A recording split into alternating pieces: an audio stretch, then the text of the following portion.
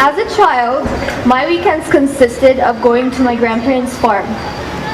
We had this slope of grass that we'd always roll down on. And I remember while my brother and my cousins would enjoy the concept of rolling down a hill, I'd look down to the grass and I'd find spiders moving the blades and I'd be terrified of them. But I remember whenever my cousins came, I would never tell them about the spiders in fear of creeping them out. My childhood and my life basically consisted of being around things that I was used to. I was still in my homeland, Syria, where I was born and raised until I was 12 years old. And basically my life was a smooth highway.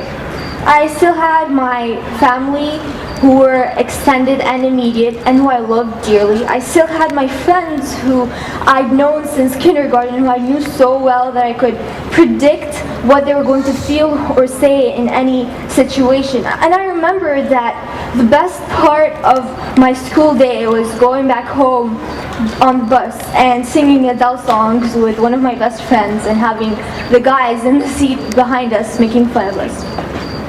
And so my life was very smooth. It lacked any concept of change, and whenever there was something different that happened, I would hate whatever caused it. I'd looked at pictures from previous years in my life and I'd be very nostalgic, more nostalgic than an average person, because I yearned for these times even though I was still with the same people in the same school, going through the same experiences. And it was very smooth because I allowed myself to be driven by everyone around me. If my parents or my friends or my school wanted anything from me, I'd do it for them. I'd never ask myself, why am I doing this? Why am I listening to what they want from me? Why am I not thinking for myself about what I'm doing? But apparently at the time I didn't really have to, because things were going smooth. My life was great in my comfort zone and around the people I called very close to my heart. But eventually life decided that was not going to continue, and thing after thing started changing. I remember sometimes we'd have days off school and be so happy and psyched about getting an extra day off and not studying and all of that, but later on we realized it wasn't a joyous thing. Politics started being banned in our school because people with opposing views were fighting against each other because they couldn't agree on something. Some of my friends were leaving my school because apparently it wasn't safe enough to stay there. My family, some of them relocated to other countries to go somewhere where they could start a future, where things were better. And I remember at that time I was still in denial. When there was anyone from my friends who came and told me about how their parents were thinking about moving somewhere else, somewhere safer and better, I'd have this small voice in my head tell me, that's never going to happen to you. That's just to all other people. It's safe, you're going to grow up here, you're going to stay here, it's fine. And that's why it was a shock to me when my parents confronted my siblings and I the summer after grade 6 and told us that we'd be moving to Egypt in a week and that we'd have to pack up our bags.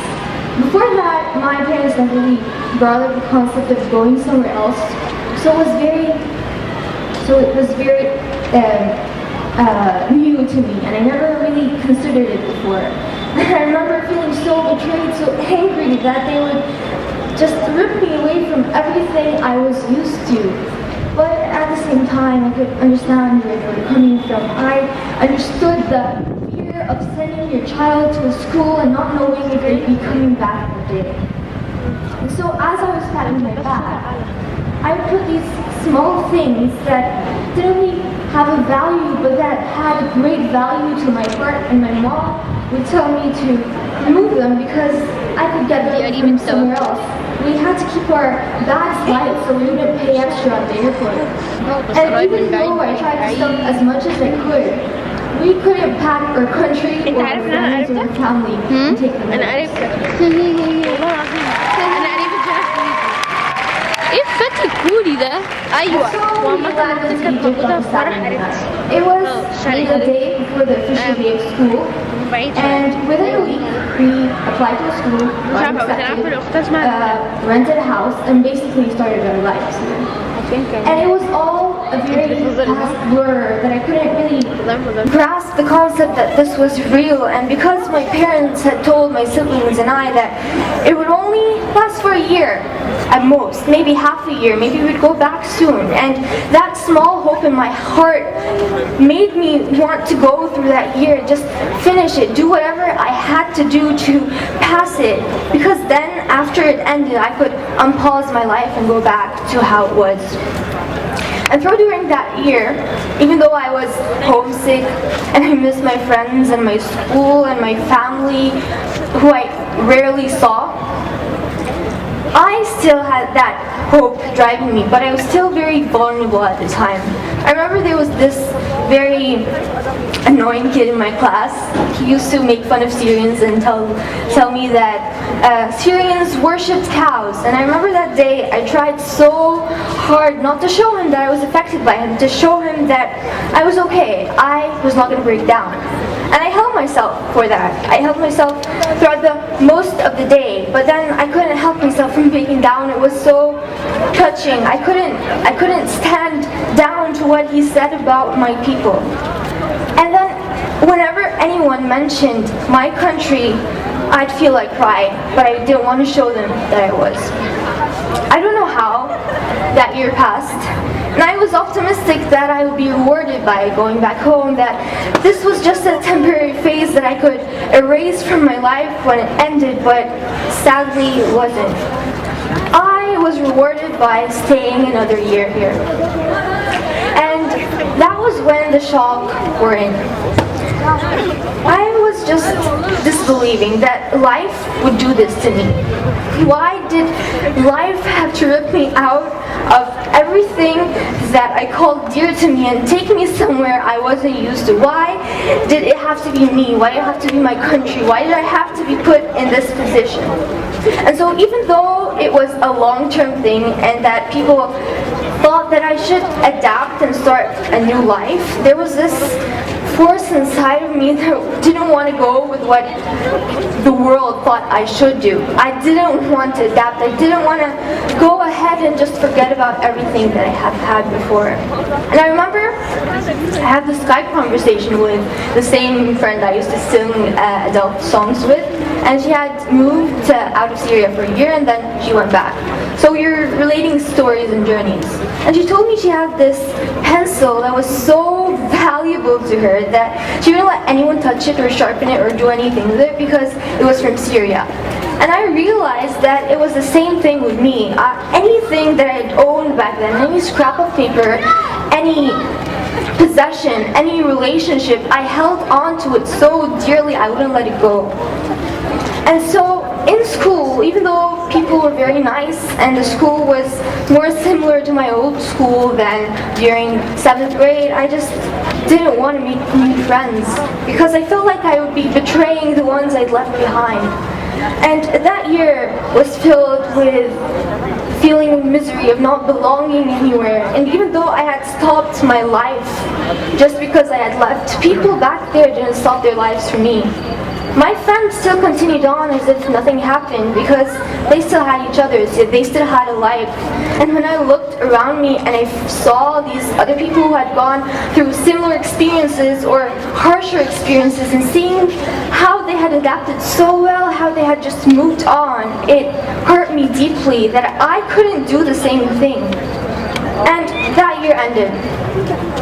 And I stayed another year. It was 9th grade, and it was supposed to be the same thing as 8th grade. But something phenomenal happened that year. I don't know how or when or why it happened. I just found myself on Pascal Campion's DeviantArt page. I was looking through his images, the drawings that he had made. I saw the bright colors he used, different people he put in pictures, and I had felt so many emotions that I had not felt in such a long time.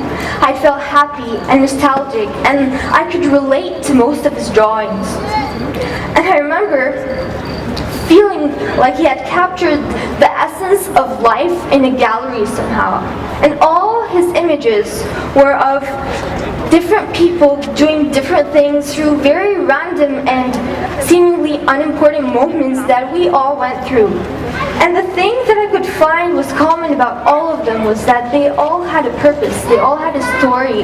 And when I reflected upon myself, I found that everything that had happened during the 2 years I had spent in Egypt did not include a single moment that I could relate to from these images.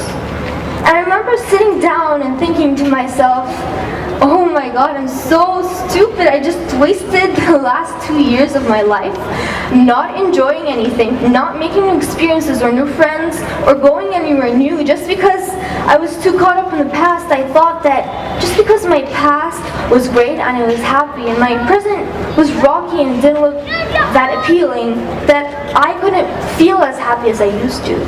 And I found that it was my choice to choose between being upset and being happy. I brought it upon myself to be upset and not to follow the currents of change. And so I remember that day, I vowed to myself that I would try to become a more positive, appreciative person, would try to make the best out of every situation. Because even though something might seem like it's completely dark, you can still find a little beam of light in it.